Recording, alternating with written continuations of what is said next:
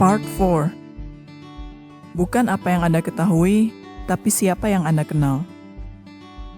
Ada hubungan sosial unik dalam dunia matematika yang disebut dengan bilangan Erdos. Bilangan ini menunjukkan seberapa dekat hubungan seseorang dengan Paul Erdos, matematikawan asal Hungaria. Mengapa Paul Erdos bisa sangat spesial? Saat dilahirkan, 2 kakak perempuan Erdos meninggal karena sakit kuning.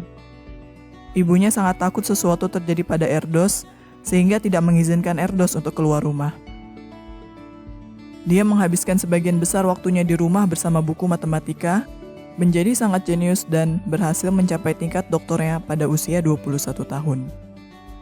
Saat dewasa, dia menghabiskan waktu 19 jam dalam sehari untuk matematika, dengan didorong oleh amfetamin, sehingga dia produktif dengan tidak manusiawi. Dia menghasilkan 1.525 publikasi ilmiah selama 83 tahun masa hidupnya. Ia sangat sukses. Erdos sangat aneh dan eksentrik.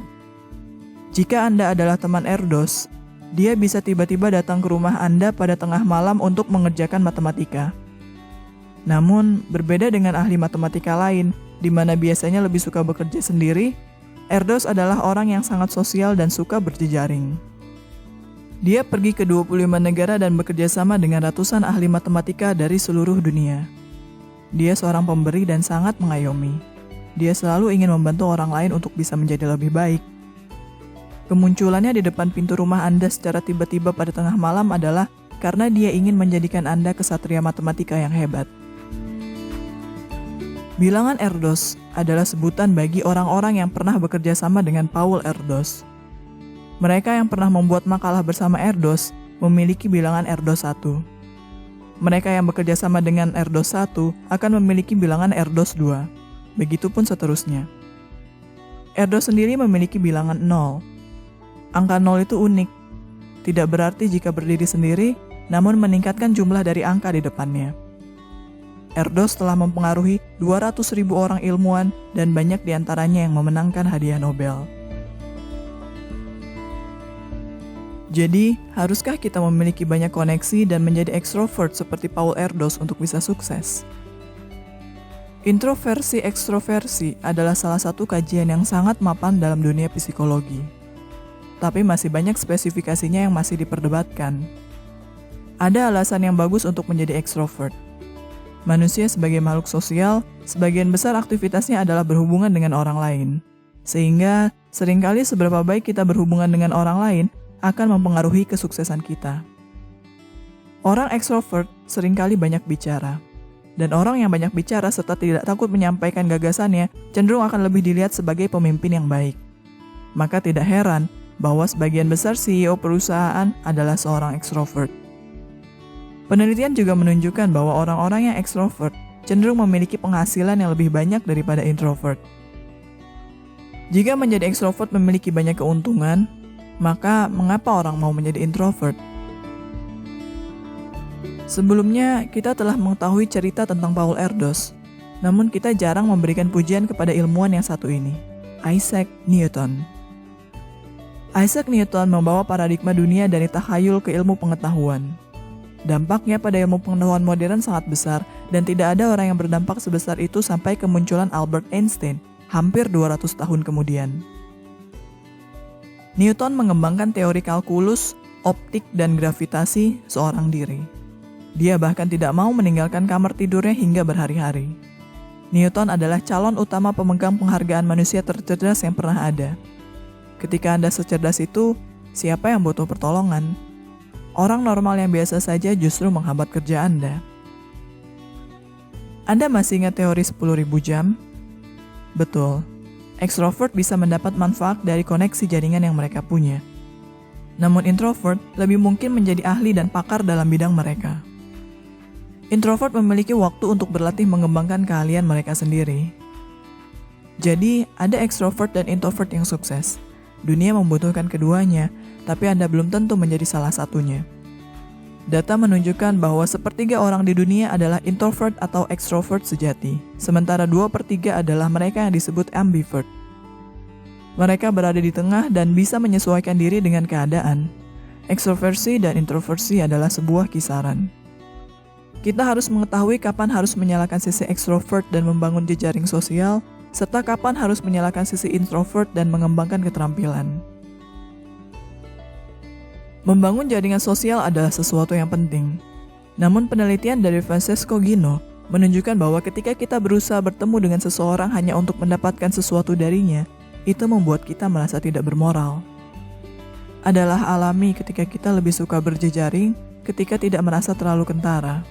Terasa seperti kebetulan dan bukan disengaja atau blak-blakan. Bagi seorang ekstrovert, mungkin membangun jejaring adalah perkara mudah dan menyenangkan. Namun tidak bagi ambivert dan introvert. Bahkan terkadang kata membangun jejaring sosial terdengar licik. Meski begitu, Anda tidak perlu takut untuk membangun jejaring sosial. Ini adalah keterampilan yang bisa dipelajari. Mari kita belajar tentang membangun jaringan berdasarkan persahabatan dari mereka yang paling tulus ketika berteman, yaitu anak-anak. Pertama, cari kesamaan.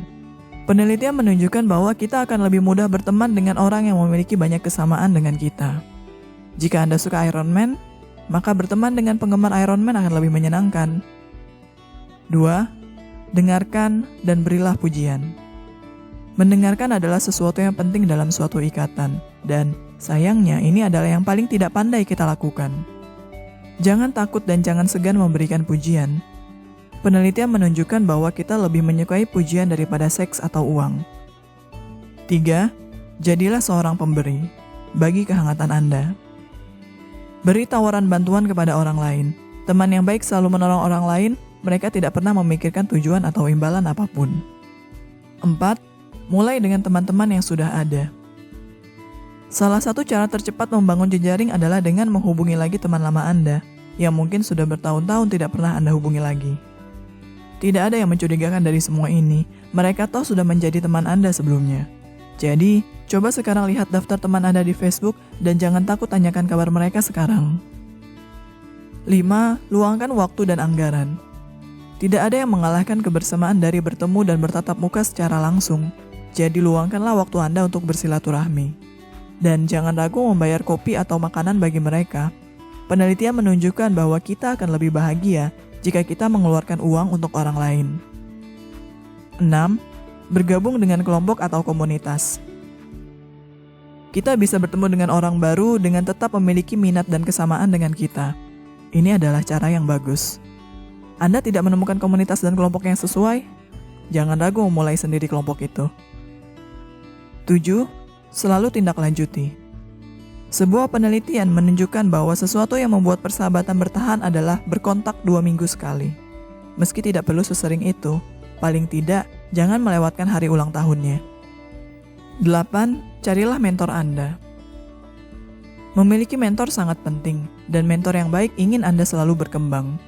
Dia ingin membantu Anda agar belajar lebih cepat.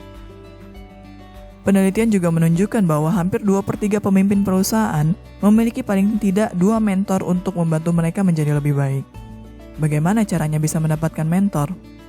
Ada pepatah lama, ketika murid siap, guru akan datang. Jadi yang paling utama adalah persiapkan diri Anda terlebih dahulu. Mulailah satu langkah dan bekerja keraslah hingga orang-orang sukses melihatnya.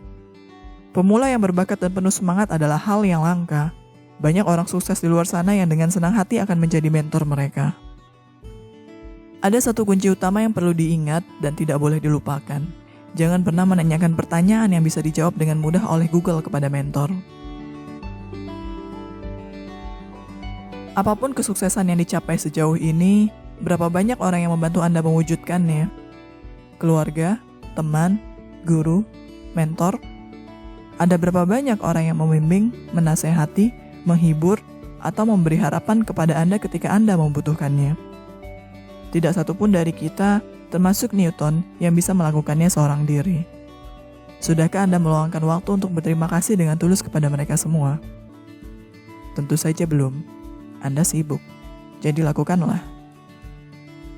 Terima kasih sudah menyaksikan Kata Dila. Sampai jumpa di episode yang selanjutnya.